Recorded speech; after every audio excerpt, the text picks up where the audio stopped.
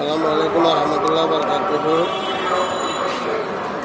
Facebook ভাইরা আমি অনেকক্ষণ ফলো করতেছি। এখানে একজন মুরব্বী বসে রয়েছে, দেখেন উনি কালো ফলো করেন।